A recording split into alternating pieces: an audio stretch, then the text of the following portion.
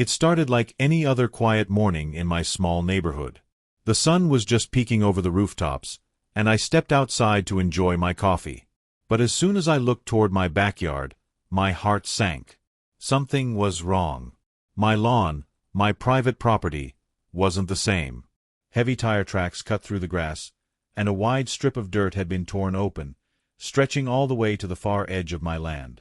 I stood there frozen, the sound of engines rumbling in the distance growing louder. Within seconds, 2 large trucks and a group of construction workers rolled into view, hauling equipment straight onto my property as if they owned it.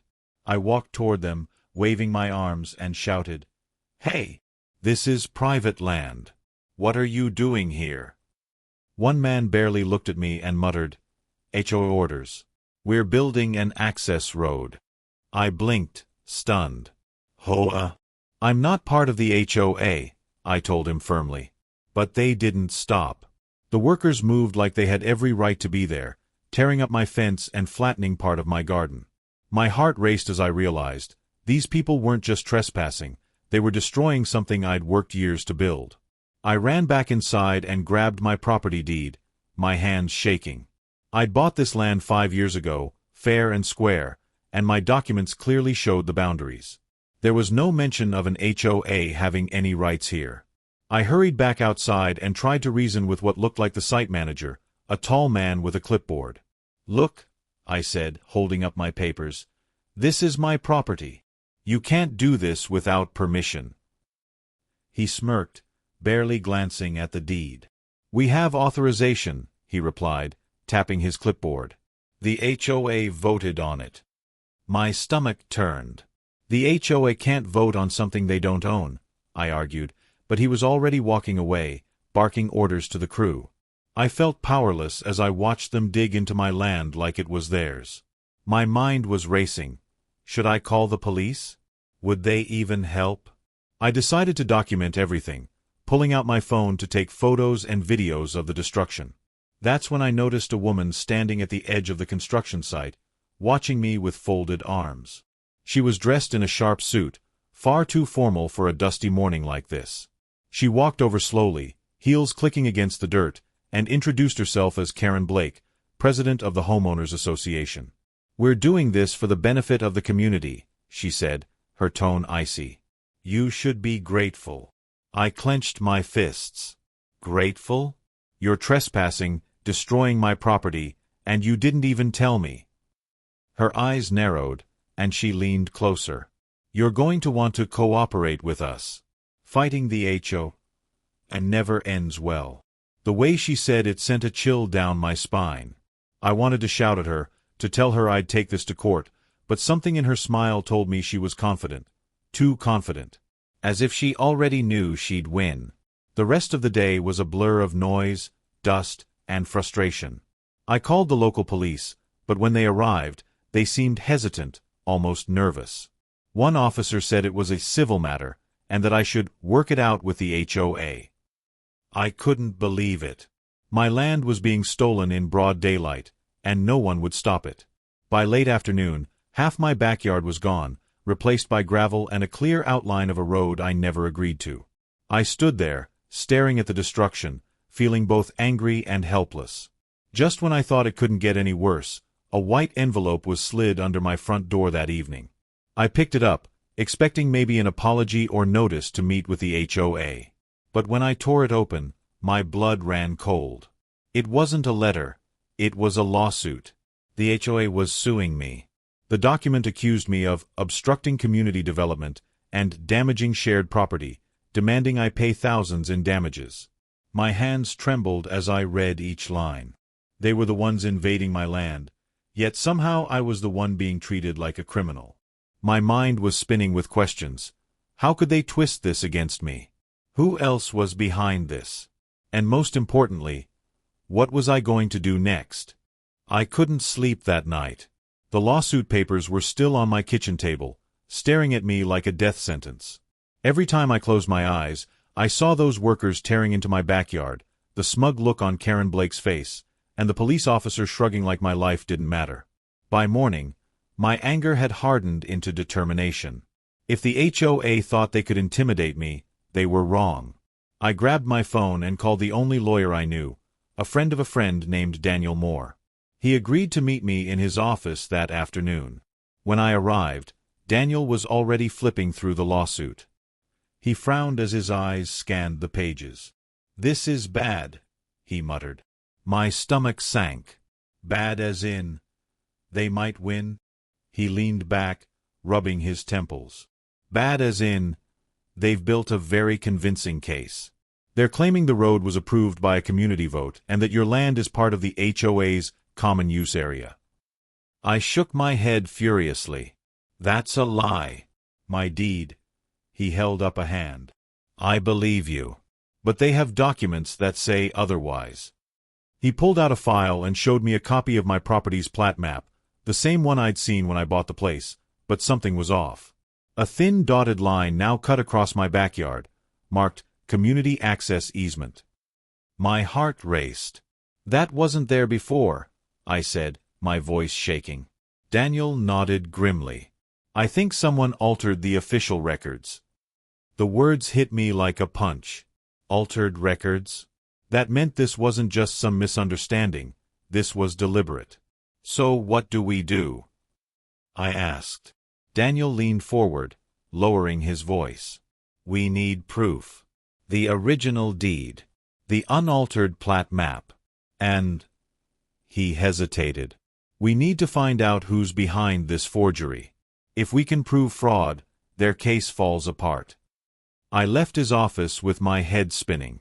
As soon as I got home, I dug through my filing cabinet for every document related to my property. My hands were shaking so badly that papers spilled onto the floor. Finally, I found my original deed and the first plat map the county had given me. Clean, clear, no dotted lines. I felt a small surge of hope, but it was crushed when I realized something. The HOA could claim my documents were fake. I needed an official source. I decided to go straight to the county recorder's office. When I got there, I asked for the earliest available records of my property. The clerk, a young man with tired eyes, pulled up the files on his computer. Looks like the earliest one we have is from 6 years ago, he said. I frowned. That's impossible. The house was built 8 years ago. He shrugged. All I can tell you is what's in the system. I asked if I could see a hard copy, but when he brought out the physical file, my stomach dropped. It matched the altered version the HOA had. Is there any way these could have been changed after the fact? I asked carefully. The clerk hesitated, glancing around before lowering his voice. Off the record, yes. But it would take someone with access to both the digital and physical archives. My mind immediately went to Karen Blake. If she didn't have that access herself, she probably knew someone who did. On the drive home, I couldn't stop thinking about how deep this went. If they could alter official records, what else could they do? That evening, I got a call from Daniel. I've been doing some digging, he said. Karen Blake has been president of the HOA for 10 years. Before that, she worked for a property management company that's been sued multiple times for fraud and land disputes. My grip tightened on the phone. So she's done this before. Daniel's voice grew serious. Be careful. People like her, they don't play fair. As if to prove his point, the next day I found something chilling. I went out to get the mail and saw a bright yellow sticker on my front door. It was an HOA violation notice, claiming my fence was illegally constructed and would be removed if I didn't take it down within a week. The same fence their workers had destroyed 2 days ago. I ripped the notice off, my blood boiling. They were trying to bury me under legal pressure, hoping I'd give up.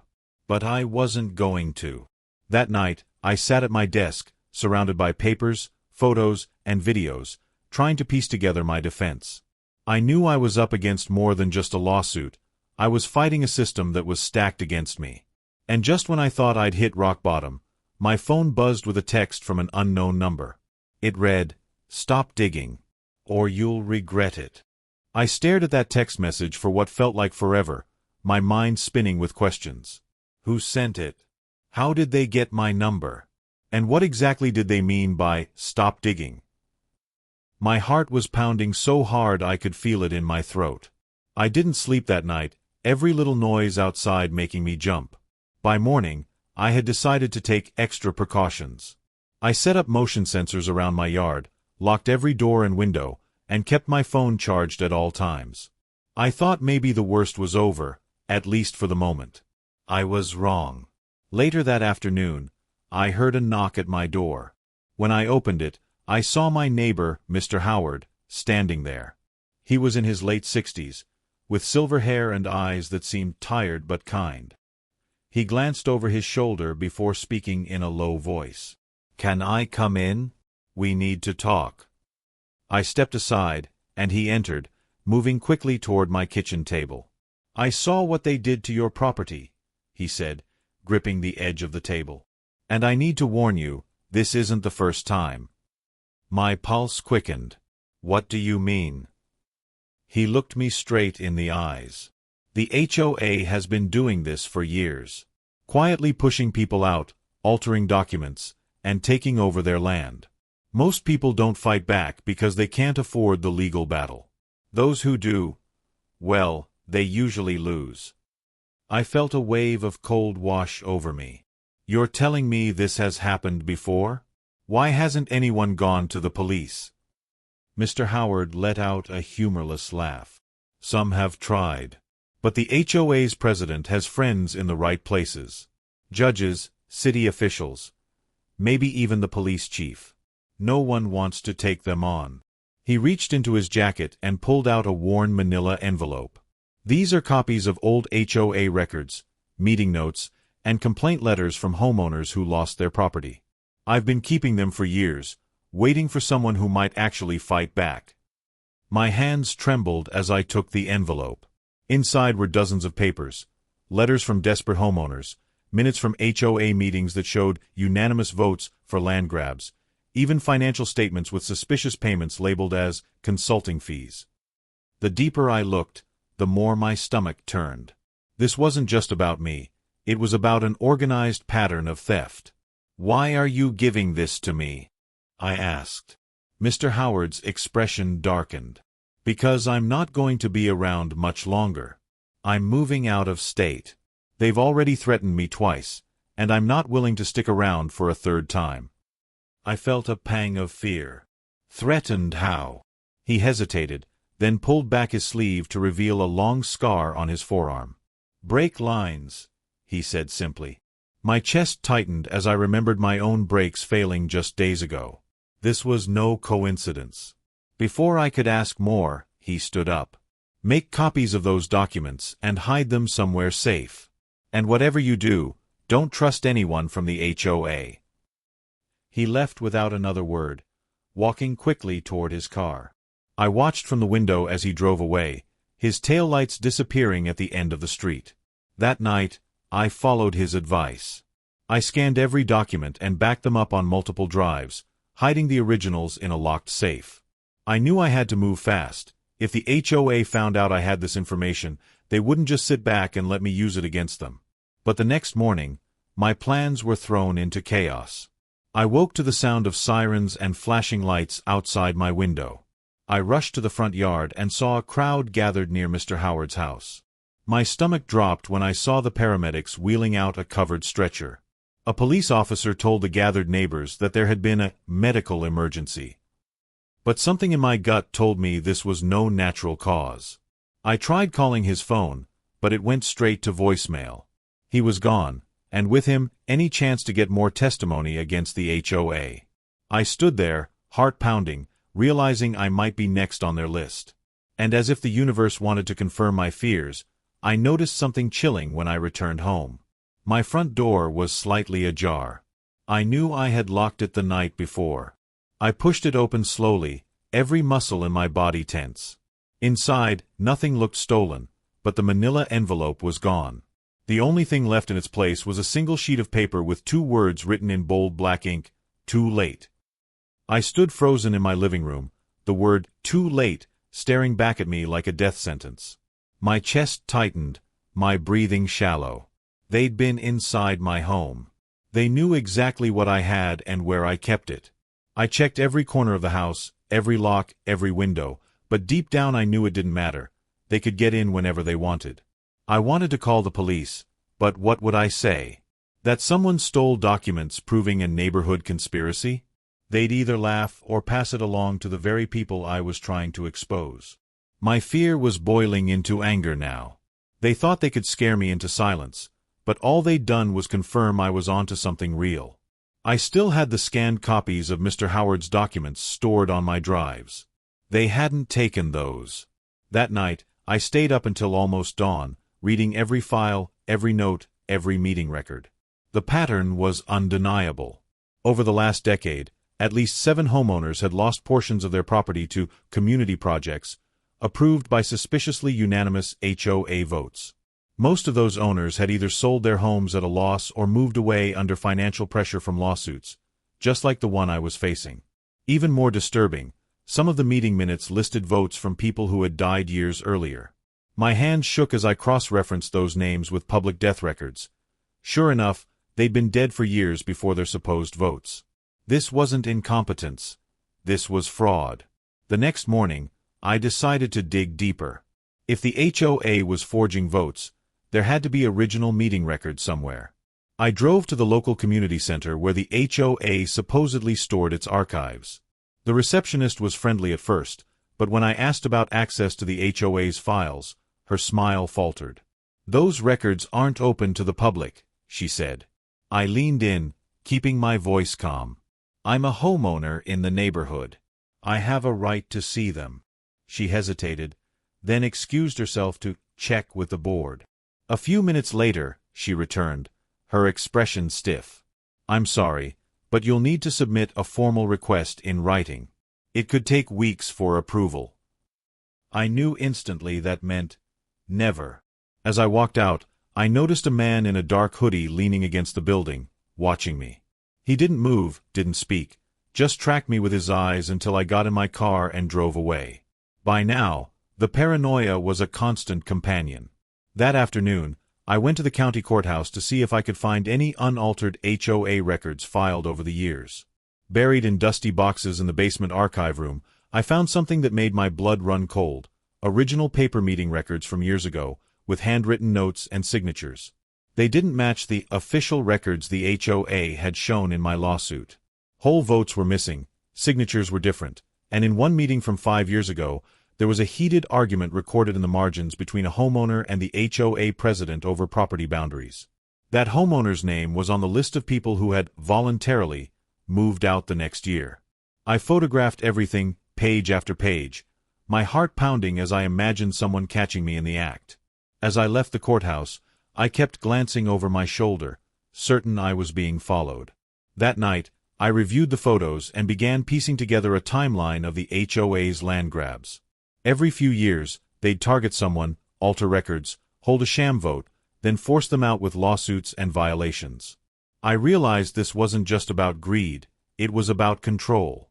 The more land they absorbed, the more power they had, and the more untouchable they became. I was about to print out my findings when my security system sent an alert: motion detected in the backyard. My stomach dropped.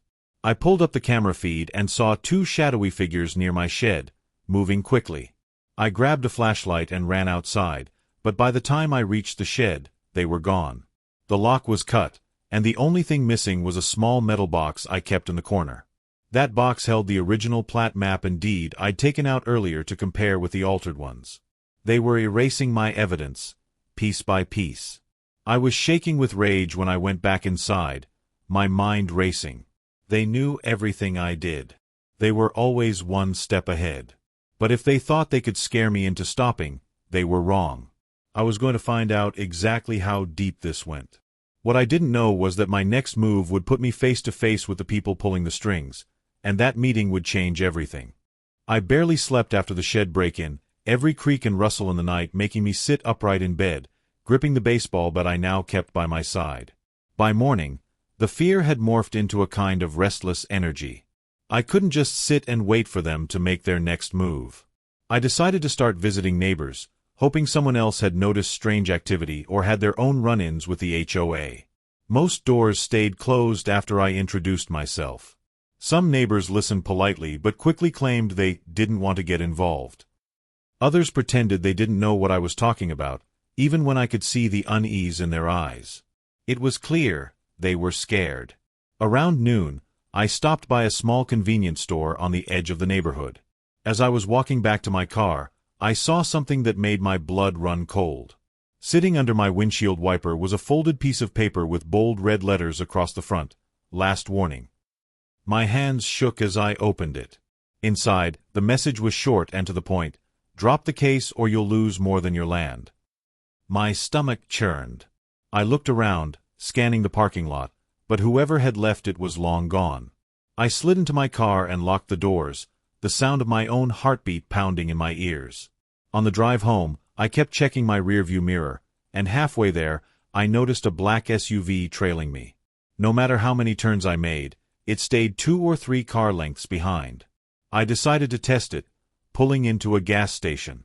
The SUV drove past slowly but didn't stop. Still, I couldn't shake the feeling that I'd just been marked. That night, I was determined to focus on my evidence, but my concentration was broken by a loud metallic clang from outside. I rushed to the window and saw my mailbox had been smashed in, bent almost in half. Lying in the grass beside it was a single photograph. It was a picture of me, taken from somewhere behind my house, sitting at my desk, working on the documents. My blood turned to ice. They weren't just watching my property, they were watching me. The next morning, I decided to take my car in for a checkup before anything worse happened. The mechanic took one look under the vehicle and called me over, his face pale. "You see this?" he said, pointing to a section near the wheel. "Your brake lines have been tampered with. Another few drives and you wouldn't have been able to stop." My legs felt weak.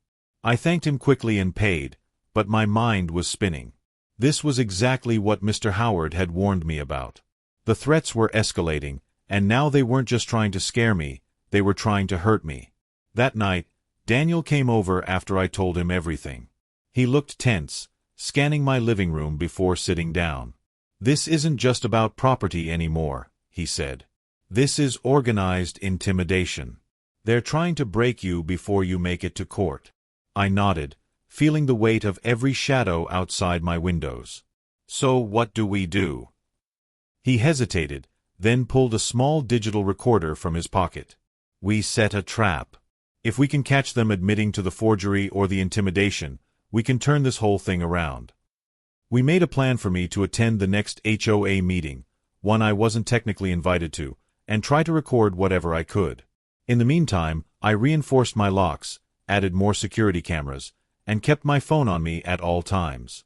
But just 2 days before the meeting, I woke up to find something taped to my front door. It was an envelope, and inside was a small plastic bag containing splintered wood. At first, I didn't understand, until I realized it was a piece of my old backyard fence, the one they'd destroyed on day 1. Written in thick black marker on the bag were the words, "Next time it's you." My hands were shaking as I set it down, every instinct in me screaming to leave, to run, to get as far away as possible. But something inside me, the same stubborn anger that had kept me fighting this long, wouldn't let me walk away. They wanted me terrified. They wanted me silent. I wasn't going to give them that satisfaction. I just didn't know that walking into that next HOA meeting would be like stepping straight into the lion's den. The night of the HOA meeting, the air felt heavier than usual, like even the wind knew I was about to do something dangerous. Daniel had advised me to keep my head down, act like I belonged, and let the recorder do its job. I wore a plain hoodie, pulled the hood up, and arrived early enough to blend in with a small group walking toward the community hall.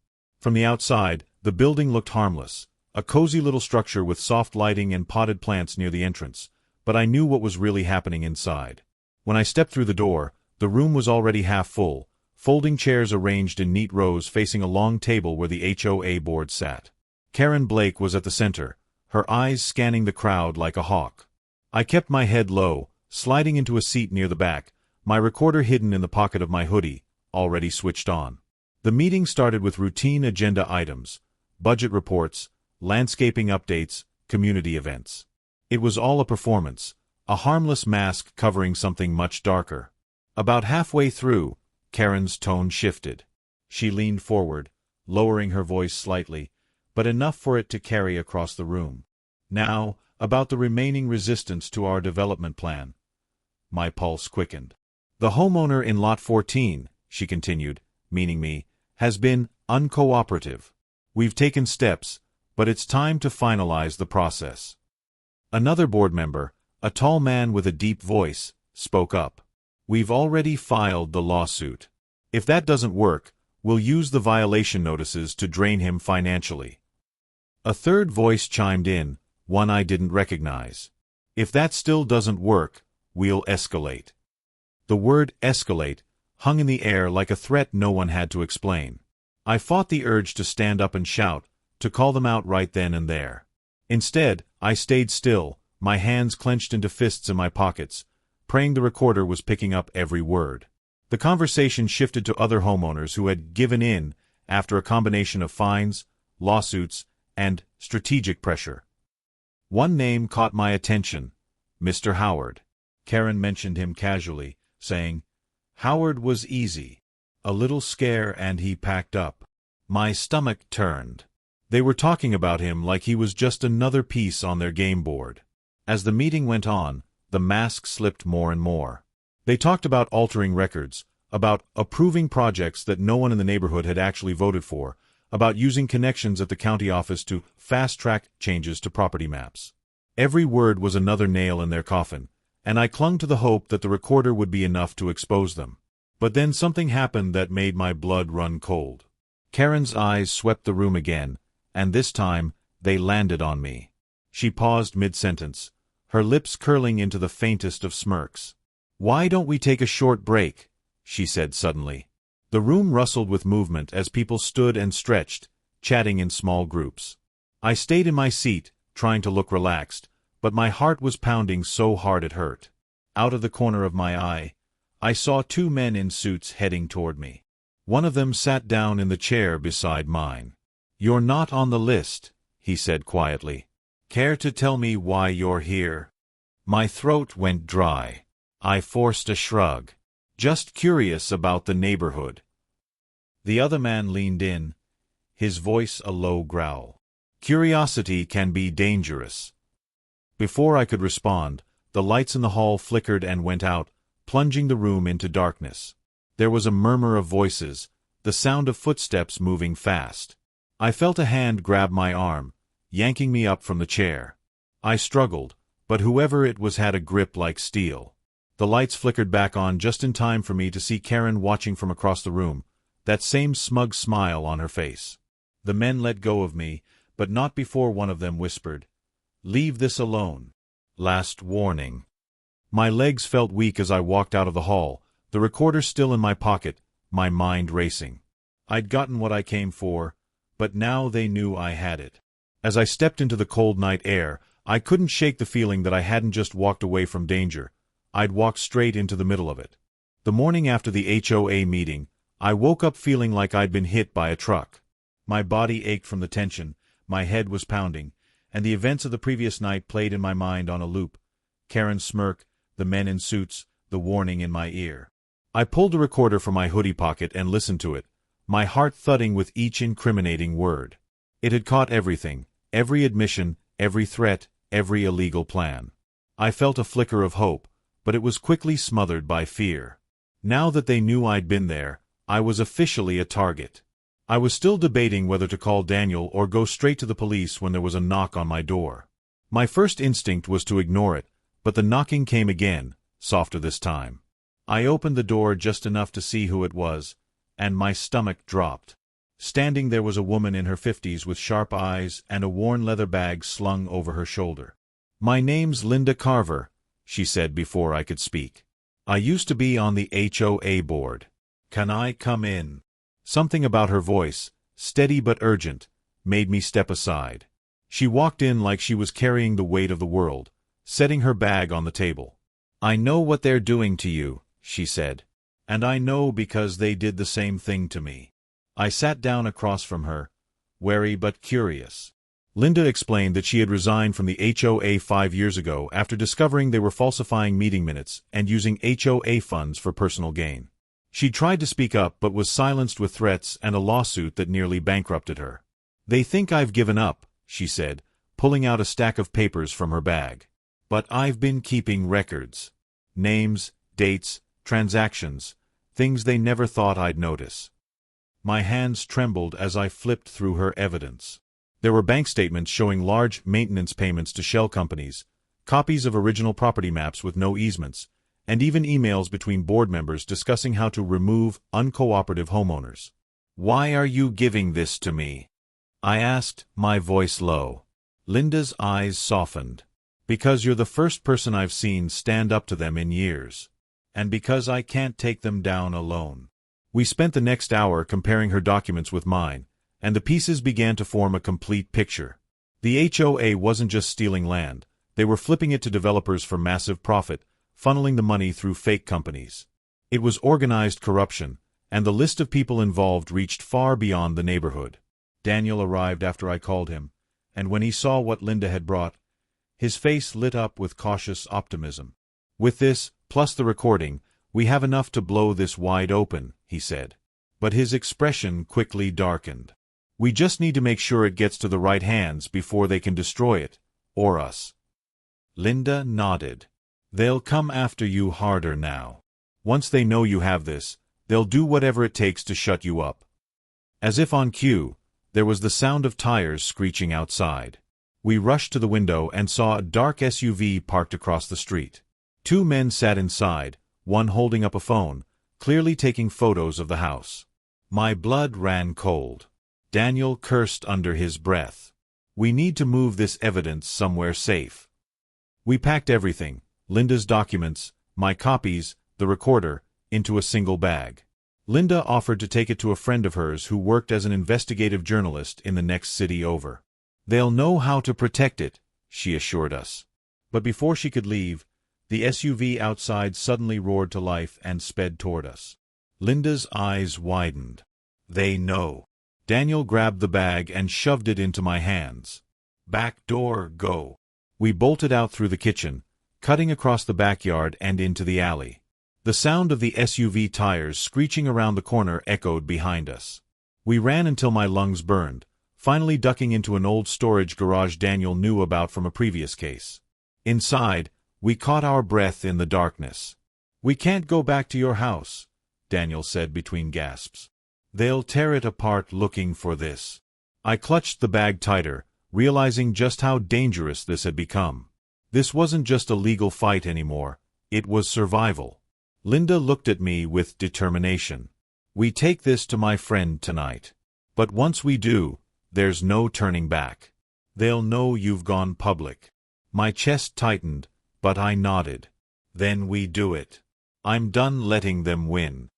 What I didn't know then was that the trip to the journalist would be far from simple, and before the night was over, we'd find ourselves trapped in a situation that could cost us everything. By the time we finally made it to the courthouse, I hadn't slept in nearly 2 days. The trip to Linda's journalist friend had been cut short when we realized the SUV was following us again, forcing us to take back roads and split up. The evidence bag was now hidden in a locker at a bus station miles away, the key tucked into my sock. Daniel insisted we keep it there until the trial began, to make sure nothing happened to it. I walked into the courtroom that morning with my heart pounding in my ears, scanning the rows of benches. Karen Blake was already there, sitting at the plaintiff's table in a navy blue suit, looking calm and smug as if she already knew the outcome. Her lawyer, a tall man with perfectly combed hair, leaned over and whispered something that made her smile. On my side, Daniel was setting up, flipping through our notes and evidence lists. "Stick to the facts," he told me. "Don't let them get under your skin." The judge entered, a stern-faced man with graying hair, and the trial began.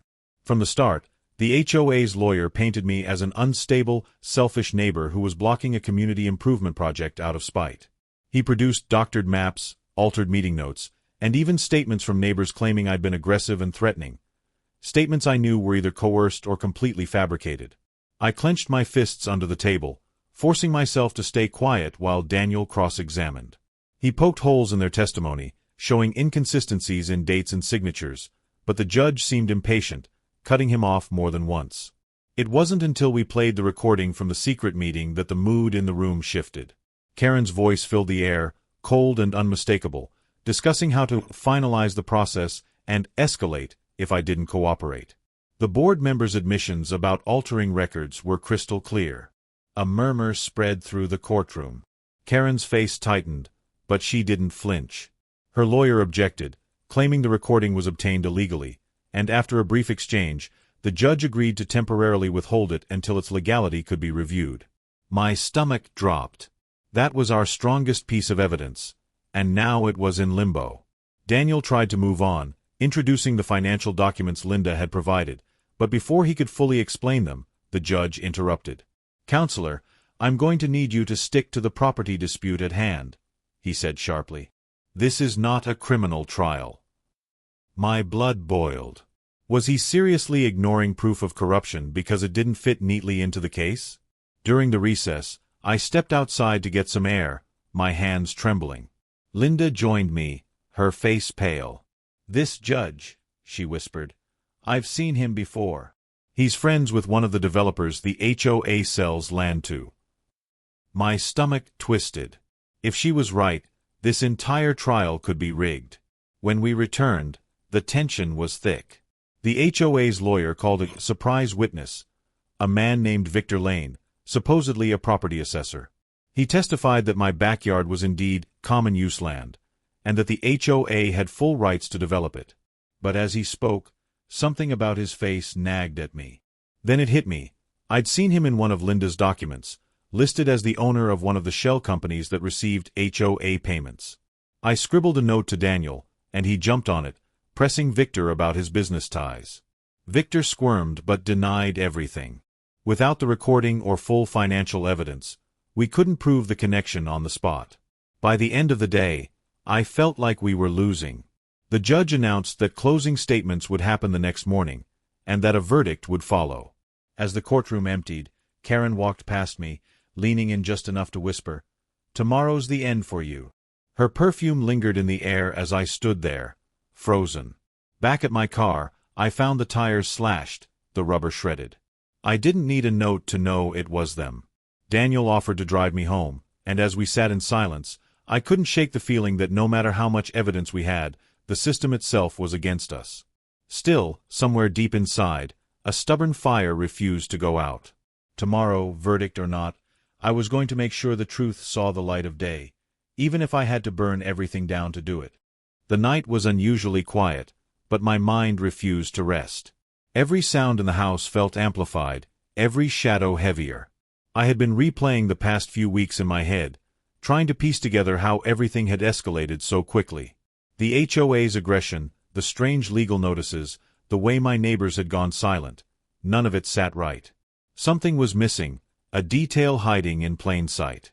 Then, just after midnight, my phone buzzed with a message from an unknown number. "Meet me behind the old gas station. Come alone." Against my better judgment, I grabbed my jacket and left. When I arrived, a hooded figure stepped out from the darkness. It was Victor Lane, the HOA's attorney. His voice was low, tense. "You don't understand what you're in the middle of," he said. "This isn't about your property. It never was."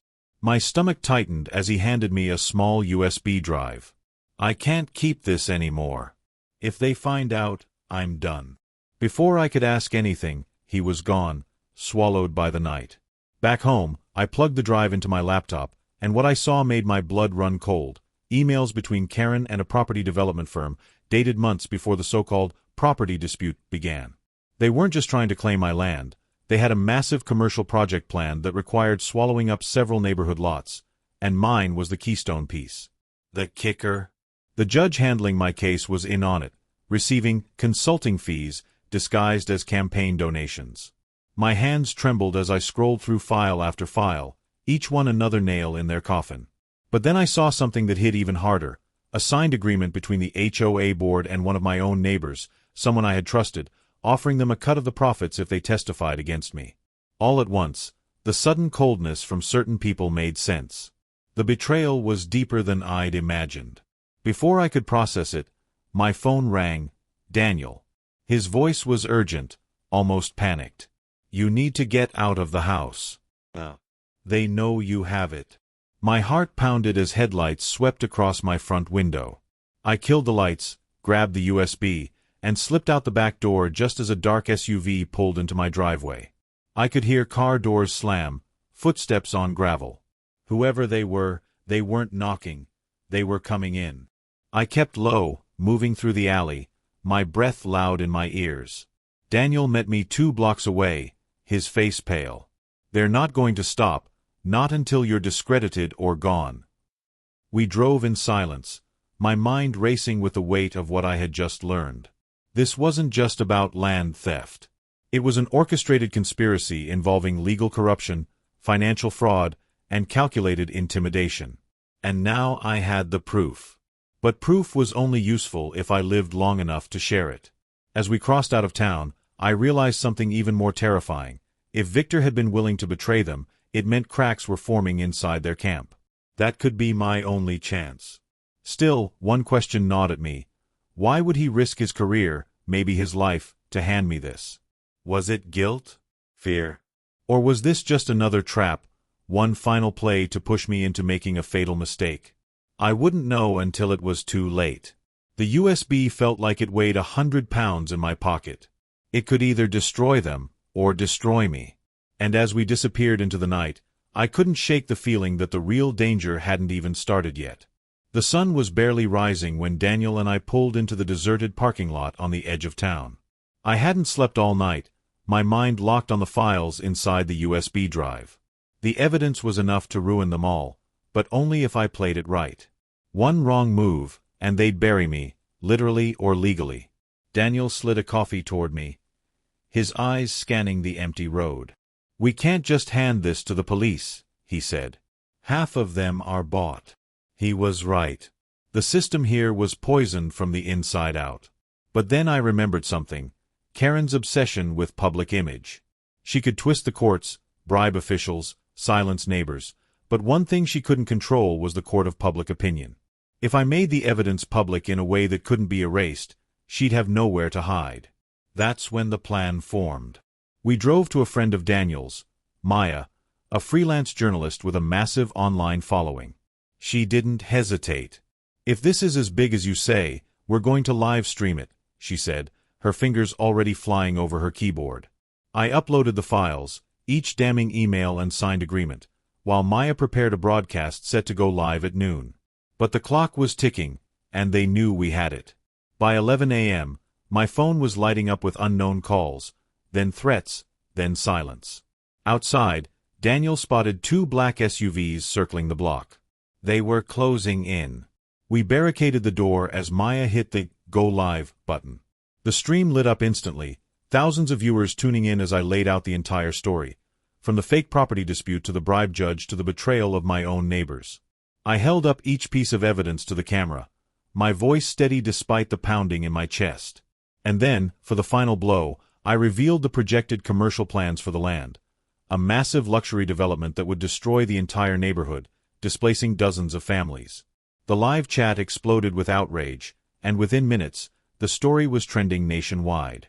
That's when the pounding on the door started. Maya kept the camera rolling as Daniel braced himself against it. "Keep talking," she whispered. My phone buzzed. It was Victor. "Get out now," he urged, his voice tight. "You've got them cornered, but they'll do anything not to go down." Seconds later, the door gave way and several men stormed in, but it was too late. The stream had already been mirrored by hundreds of viewers. Impossible to erase. Police sirens wailed in the distance, not the local ones this time, but state troopers who'd been alerted by the viral outrage. The men froze, realizing they'd just committed their final mistake live on camera. Within hours, Karen, the corrupt judge, and multiple HOA board members were taken into custody. The development deal collapsed, investors fleeing as their names hit the headlines. But the victory was bittersweet. I'd won back my land, but my trust in this place, in these people, was shattered forever. Neighbors who had once waved at me from their porches now avoided my gaze, ashamed of their silence or their complicity.